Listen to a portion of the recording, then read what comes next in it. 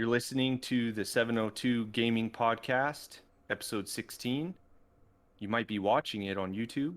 You might be listening to it on an app. You might be in the room behind me somewhere listening to us talk. That's creepy. I don't know. There, we have a green screen behind both of us, so who knows who's back there. I got chills like running up my spine right now. The horror game episode is coming up soon, so we'll talk about scary stuff later. Oh yeah, I'm out. Oh, you're out? Not a scary game guy? No, not particularly. All right. We'll make you. But huge shout out to the Schlitzie. So this is a buddy of ours that he does crossplay. He's an artist. He draws, he does crossplay or cosplay. And does some really cool stuff. He actually drew up our original logo with the hat. So if you guys remember that one, and now he got us this the one with the skull with the hat that you're looking at probably right now. And then I was able to take that and create an intro. So we just want to say thank you so much to the Schlitzie. Yeah, man, it's awesome. I love the new branding we have going on. It's pretty nice. I know. The intros and everything, rocking it. If this thing keeps going, I'd really like to come out with shirts and hats and things like that. If not just for us, I mean, wouldn't it be cool? That skull, the one you're talking about, putting that on a hat, and then, I mean, you can have whatever color, because I'm sure it's pretty easy just to change the color of that. Yeah, that'd be pretty dope. I see you wearing it. I see it happening. I'm not wearing a hat tonight, but it's because I need that new hat. We're going to talk today about crossplay in games and the good and the bad about what that brings. Do you have any good examples, Josh? Well, I'm gonna kind of fall back on Destiny. My main game. Recently came out with crossplay, or it hit with this new season, and now we're a little ways into it. I think it's kind of broken up into two pools, if you will. The PvE content and the PvP content, and like the pros and cons of those. I guess start with the PvE. It's really, we're talking Destiny 2. Right, Destiny 2 with recent crossplay with this season, and the way I've seen it, kind of, I guess, live, if you will, if I explain that right, kind of while this current season is going on, my personal take on seeing it kind of play out. The PvE aspects and the matchmaking are faster and more efficient. You don't have to wait so long. The player base is obviously bigger by design. And I think it could help their internal LFG, or just maybe the game LFG, because I mean, most of that hard content is 6 players, so it's kind of hard. And it's not like they're all match made. A lot of people don't understand that Destiny, and for as long as it's been out, the raids and stuff at 6 players are not matchmaking. You don't just get randos without mics. You can't do that content in that manner. So it really, I mean, it's even boasted my clan. Probably 2 or 3 PlayStation guys and 2 or 3 Xbox guys came over, and friends of friends, really, and their friends tell their friends, and their friends tell their friends. So you're playing on the PC, but you got both Xbox and PlayStation players now in your clan? Correct. Cool. So that's cool. That's a good. Right. So we've added 5 or 6 to the roster, even though this season only, we're like 2 or 3 weeks in. And so that's pretty, that's huge for the whole player base, no matter what they do in general. So big ups there. Awesome. PvP bucket, I think sometimes gets a bad rap for crossplay because aim assist, versus mouse and keyboard. I know Jason's listening, and you hate to probably already try to weigh in right now, but you can't because you're not here. You aren't here. Can't defend yourself. But I didn't find it to be too bad. like in Destiny per se. I know I don't see it. I just don't see it being that huge of a gap. So I guess I don't cry that a lot or say that a lot, if you will. Um, but I think it had a huge upside with the crossplay coming into the very, very end game content. And that's like the Trials of Osiris, which is just 3-on-3 elimination, right? And the first week was pretty good, and I think this week hasn't been bad either. It's just because you have the option now to match, and I think it forces you actually, like you are just in the crossplay pool. I don't think you can turn it off. Okay. So and for being in a super competitive mode, I found that kind of odd. But last week and like this week, I don't see it vastly affecting things or aim assist. I mean, if you're on controller and you still have to know how to use it. You'd be surprised how many people aim assist over aim, take they overcorrect and pull off instead of just like letting it stick and hold a beam. And that's the same thing as a mouse does. You go over and stop. So I don't. Anyway. Yeah. Either way is it still takes skill either way. Yeah. So, but to get back to the original thing, I mean, man, I love crossplay. Here to stay. I think we've talked about it previously, and just like my take is like get on it or get left behind.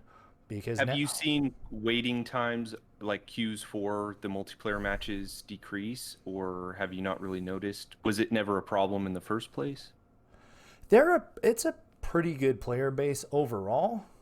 I think it is quicker for like the playlist activities, which are like your strikes and your like most of the match-made stuff are there. You can just go into the the control Crucible, the PvP content, probably even in. So it's weird because they have trials, but they have elimination survival, which is supposed to be more of a sweat zone, if you will, but that has like a freelance in it, and so that's populated, and that goes pretty fast. So okay, the overall player base, I think it probably boasts potential for like clan growth, and then doing some of the large player activity, like large number of player activities, the raids and basically stuff like that have a better and you don't have to LFG so much, or even that LFG is getting bigger though, so it's a bigger pool to pull from because everybody can play with everybody now. Yeah, it just makes sense. Yeah, I think my experience with crossplay has been in a couple different games, but the one that one of the ones I play the most right now is Overwatch, and they recently added crossplay to the game. It didn't have it previously. And one of the upsides I would say is finding not just matches against other teams faster, but a variety of teams that you come across. So what we were running into is you would play a match, you'd win or lose, whatever, and then the next round you'd be searching for a team, maybe 1-2 minutes searching for a team, and then boop, it's the same exact team you're fighting against. And it's not necessarily a bad thing, because say you lost, you can get like redemption on the next one, or if you beat them, they get a chance to try and beat you. So it wasn't necessarily a bad thing, but it definitely gave more variety to the gameplay, because when you play the same against the same teams over and over on Overwatch, typically what characters they're going to pick, how they play. You learn what they were doing, and if you play them over and over all night, you just kind of figure out how they do it, and then you're able to take them out. Where when there's that variety, they keep you guessing. And it definitely has shortened queue times for finding a match. There'd be every once in a while just that night that, man, these queue times are killing us. It's just taking too long. But since they added just that's what we always say. We shut them all down. Yeah. Put everyone to bed. Your elo is too high. Yeah, it's hard being on top, but. But that's another upside, is just the shortened queue times, the variety of players. The downside I would say is, so with Overwatch, they put you in a cross-play pool, but it's not with PC players. It says that you're in a cross play pool with console players only. So that means Nintendo Switch, PlayStation, and Xbox. Oh, So okay. I turn to try and keep it fair, I guess, because it's just the shooter. There's no PvE really in Overwatch besides some random events. Um, they wanted to keep it fair, I guess. There is a setting that you can turn off on the Xbox to say no, I don't want to do crossplay. So I tried it out, but then once that puts you into a pool of Xbox only players, Right. it won't even find someone that's playing normally that's on Xbox and bring them over to you. It'll only find people that have also turned that off. So most people aren't going into their settings and turning that off and playing Overwatch the same time I'm playing. So it can't find anybody. So we tried that and it just doesn't work. So we went back to the crossplay and it's all good. You feel bad for, I think, the Nintendo Switch people because you can kind of tell on their movement that they aren't as smooth. Now, I'm not saying that everyone that's playing a Switch can't play Right. Overwatch. I'm just saying it's like that jump, maybe not as big of a jump, but it's like the jump from a controller to a mouse and keyboard where there is a little bit of an advantage. And if you're already good at a game, that just is exaggerated by what you're using. That's not to say everyone with mouse and keyboard can beat everyone with a controller, or that I could beat a Nintendo Switch player all day, but you can tell the way they're moving is a little more left, right, up, down. Yeah. They aren't jumping and doing the spins and everything. I noticed Yeah. a lot of players on PlayStation are really good at Overwatch, like good at just just the general movement in the There's game. there I'll tell you what. There's something to be said about like some of the PvP player base that plays on PlayStation that like it's just different. Like if you want like X I don't know why, it's just like the better console play like they're on PlayStation. The better Yeah. PvP they use that controller. That's Yeah. damn it, Jason, he's fucking mother. Oh, he's not even I here and he's know it still is. winning. I know. Uh, I think a lot of it might be based on maybe that I don't know if this is even correct in saying it. So if you're listening or watching this, correct me if I'm wrong in the comments or curse me out, whatever you got to do, or just tell us your general thoughts on crossplay. Like, do you like crossplay? Have you ran into things that just irritate you about crossplay? But tell me if I'm wrong on this. I would feel like maybe PlayStation's been around longer, and so you got more older people on PlayStation, so you have more adults playing.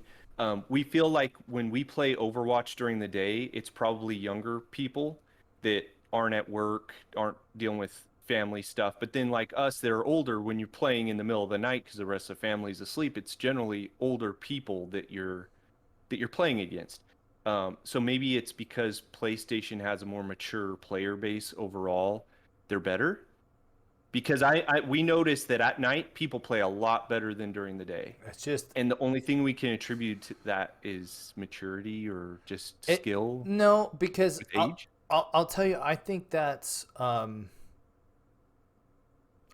just it ends up on that game schedule.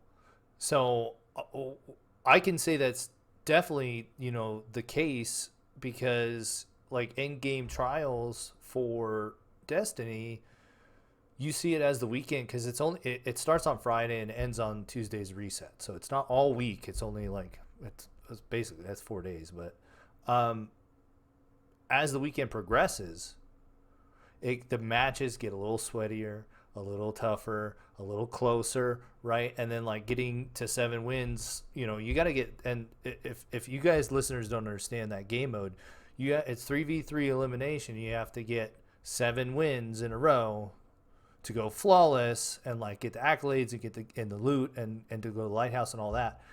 That's hard to do because It's tough. as you climb that ladder, you get into tougher matches, and then as Yeah. the weekend progresses and you get into Saturday, like Everyone's at after the top of their ladders Saturday fighting. afternoon to evening, bro, the sweats are out.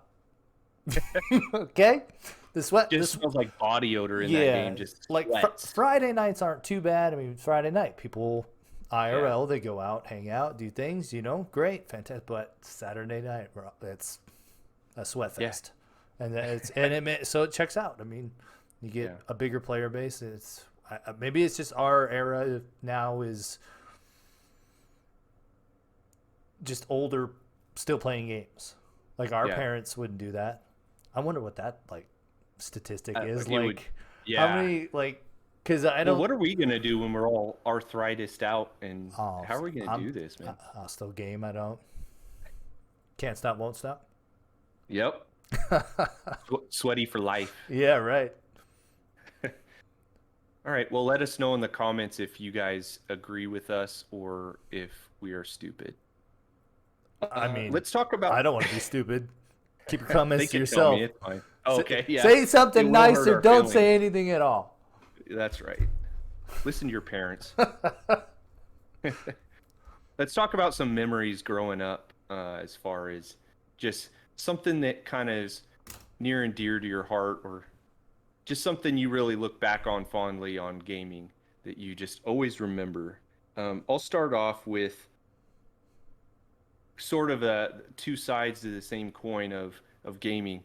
One is playing with my friends and getting together and just the memories of being with them, not just in the game, but in the same room, which you rarely get much of that these days. But our biggest, or maybe the first time we really got into that was when we were teenagers, Warcraft 2 by Blizzard. It's a real-time strategy game. I know it's a little older, so maybe some people listening don't know what it is, but before World of Warcraft, there was just Warcraft. Right. Warcraft 2 specifically, we had a friend in the Meadows Mall parking lot, actually, one of those brick buildings down there down by your old house. Oh, yeah. Yeah, just down the road, man. Little did we know we'd be doing a podcast, 20 years later. So they owned an architectural firm down there, and so they had all these really high-end computers in there for their architecture, for their CAD and all their drawings. So they let us go in there, a group of us friends. I think there would be at least 4 of us. I think we've gotten to maybe 6 of us total.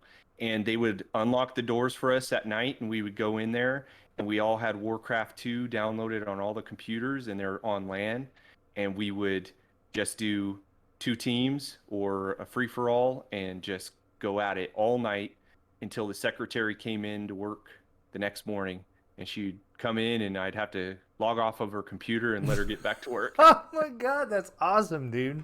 Yeah. Oh my And we did gosh. that for quite a while. Man, it was such a good time. That game is so good. It's still so good. And just being with your friends and all that is just huge memories for me. And then on the other side of the coin, we did the same thing with Halo, but I have a lot of good memories of me being a teenager where I was home alone. I didn't have anyone this is back in beeper days. So I wasn't sitting there on the, on on Discord or anything like that. Like, this is a long time ago. But so I'd just be sitting there at night before bed, and I would pop in Halo 1 and just go through the campaign just over and over. And I just have such great memories of that game. Just my kind of wind down game before bed as a teenager. That's awesome. And it's awesome. I'd always, it's kind of weird, but I'd eat sharp cheddar cheese and Coca-Cola. Hey. Sounds Goes like good together. I'll have some right now. Yeah. I'd snack on that, and I'd Whip me up a play snack. What do you remember growing up as something that Oh, man. really stuck with you?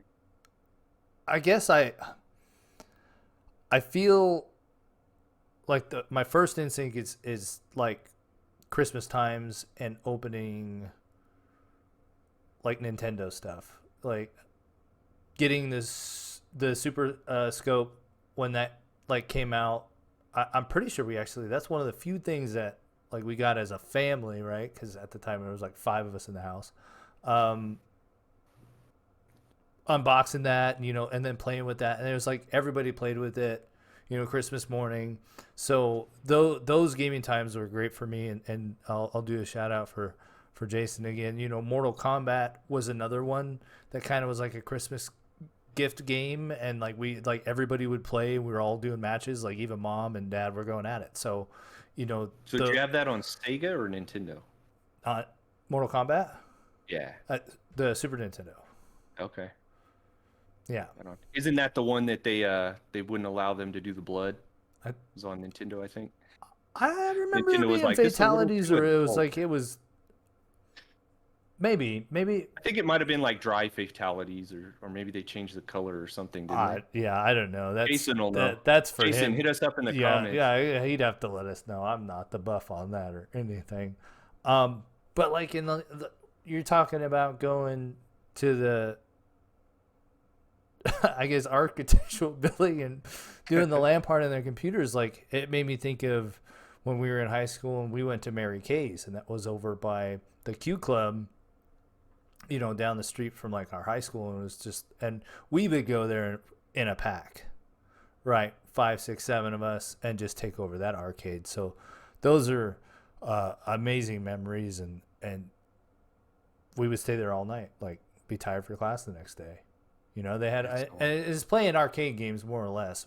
Wasn't really into, but they had Warcraft there and WoW and stuff on those computers. They ended up taking over that arcade. It was kind of sad. I don't know, and even the Q Club in the area. I guess that's kind of a game. Pool's a game, but not super relevant. We're talking about video games per se. So let me ask you about the Christmas morning. Yeah. Did you guys guess what you got, or did you ask your parents before? Did you feel like you knew, or when you opened it, was there a time where you just lost your mind?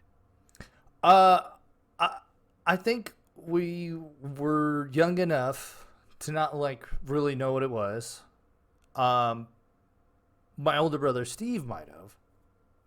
I don't think I was always. I wasn't too proddy about, or like, I didn't ask like what it was on Christmas, but my parents also did a pretty good job of not putting them out into the Christmas morning. So, Okay. we would have got into them anyway. And I mean, we had presents under the tree and just not a ton. So it was kind of like, we never think we'd get it, but then, we got it, and we did lose our minds. And probably my mom probably has pictures. I don't know, maybe. But, we didn't get a lot of that typically through the year. So getting just anything for the console, or just, to play, I mean, It was a big deal, yeah. Yeah, especially like the Super Nintendo era. I think that's a big one, because a lot of consoles started hitting homes a little more affordable, and even for, my family, because I mean, we had a roof over our head and food, don't get me wrong. I think it was just a big family and not had enough money to go around to be just buying video games.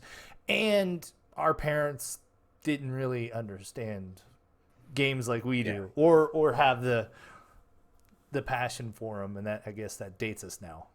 Right. We have kids ourselves, so when we understand when they're playing a game, we understand what they're into or what they should or shouldn't play. Yeah. Our parents had no idea. Born with a controller in their hand, or iPhone, if you will. They were born with in the womb. Watch, the next thing is be like, we're just gonna put a little TV in the womb. Let your kid, been watching TV since I was 2 weeks old. Yeah, okay. That's big. Yeah, a funny story going back on the Warcraft 2. I remember, speaking of our parents not fully understanding games and stuff, I had to go ask my parents if I could buy it. And it was at Costco, the Costco down on MLK way back in the day. And gotcha. I took the box and I went up to my parents and I was like, "Hey, I really been wanting this game. Can I get it?" And my mom's like, "Oh my gosh, that sounds like a horrible game. I don't think you should play that." And then she took it to my dad, and my dad said, "Honey, I think you're thinking of witchcraft. This is Warcraft." They let me buy it. So really, yeah, Yeah. Um, So I mean, I'm cool with that. there you I go. love that game, man. I would play it all the time. Create your own maps and everything. It was just, I just always remember my dad saying that. I think you're thinking of witchcraft. Yeah, I So don't. I never really played that, so I don't get into that one too much. my dad was opposed to witches, not war, I guess. Yeah, yeah, he's like, whatever. Yeah, cool. He was like, Thanks, that Dad. sounds better, more Yes. age, Well, I more appreciate it. age appropriate, right? Yeah. I'm sure that's what he was thinking, but I do appreciate him letting me buy that because we got to go play all-nighters all the time Yeah, I as a don't, teenager. I don't. We didn't really have too much ratings. There wasn't really a lot of ratings on games. Yeah. Like you said, it You took a while for them to and the start box art censoring. was never really representative of the game because graphics were so far behind. So you would see these elaborate uh, box arts and just like I'm sure the parents were like, "Oh my gosh." But Dad, it's 6 pixels as a sword like stabbing a square, so don't worry too much. Yeah, and it's like 2 pixels of blood squirt. Come on, relax. Yeah. Yeah. Think like There's no ray tracing effects glimmering off of that pixel right. of blood. I don't think did Doom do that? Did Doom splat the screen? Oh, like splatter up on Yeah, the like So that was a game, yeah, it was a little too I don't think I played it until later as a teenager. Because it was violent for the time, right? yeah. When you watch it now, it's a little silly, but the original Doom. But it does seem like some of those games back then did splatter to kind of show you that you were either being damaged or that you had just It took was someone out. it was like a depth thing or something to help you make it like immersion and make it feel better. And now that I said bringing up Doom and talking about that, it kind of triggered another memory. So What's that? my stepdad Rick, he played the out of Doom, like crazy. Like he'd be on there for like 3 days straight. Man. Yeah, he was insane. Like when we got this must have been like my senior year of high school, and then he got a computer somehow from somebody, I don't remember, but then he like started playing Doom, and then he liked it, and I had never seen him ever like really play games. And at this point, I'm in high school, and my brother Steve, he's 5 years older. We're already like we beat like a game a day at this point. Right. He's never You're really already- showed. He you never were really. already in He deep. never really showed interest. But then he was just in that little spare room on that computer, and he was smashing Doom. I was like, What's he doing? Is he still doing that to this day? no, he passed away a long time ago. So, Oh, okay. Okay. but no, but like that's I was like he just fell into that one for some reason. So, I guess there's a game for everybody. You Yeah. don't necessarily have to. Doom was his thing. Yeah, he tried to play. Like we would try to get him to play SOCOM when that first came out, the very first SOCOM, and you were supposed to talk to the mic and have the players do, your teammates do things, and he was like, this is stupid." He would give up. But then he found Doom. I was just crazy. Didn't expect it. That's cool. I mean, it's a good game, especially the newest Doom. If you haven't tried it, it's probably one of the best single-player first-person shooters in recent memory. Yeah. It's pretty amazing. Shameless plug for Doom. Yeah. Yeah, try it out. On Game Pass. There it is. It's on Game Pass since Microsoft bought out Bethesda, so Is it really a Game Pass? Like, it really is. All the Dooms are on Game Pass. Yeah. Yep. So if you have a Doom, if you're feeling doomy, just go to Game gosh. Pass on PC or Xbox. That's so good. I don't know. That I promise if you're listening or watching that these are organic segues into the Game Pass. Like it's just happening. This is not made up. It's not. I don't. It just takes like some kind of like small reference, and then Jacob's like, I'm just oh, sucked yeah. back in. Yeah. Oh, Game Pass. Yes. we've gotten some feedback on maybe a scary game episode, maybe a Minecraft episode. So we'll get working on those. I think that's some good subjects. So You guys really have to talk keep an me ear out. into the horror Which one? into the horror Okay, one. But I'm not my I like Minecraft. I've seen my you can son get play down on it. some. I see. Okay, all right. We Yeah, can talk we'll have about to. you might have to do slash Valheim in there because Valheim to me is more Is Minecrafty? is a little old adulter Minecraft. I guess it's Okay, just I don't. maybe the survival building type of game. Okay, Hey, it sucked me in, man. I like it. Yeah, again, thanks again, Schlitzie, for the logo. And if you're watching, or actually if you're listening to this on an app, go ahead and go to YouTube and check us out, 702 Gaming on YouTube or Twitter at 702 Gaming. You will see our new logo, and the new intro video is really cool. And speaking of the new intro, we also have a new outro, which you are about to see right now. We're out of here.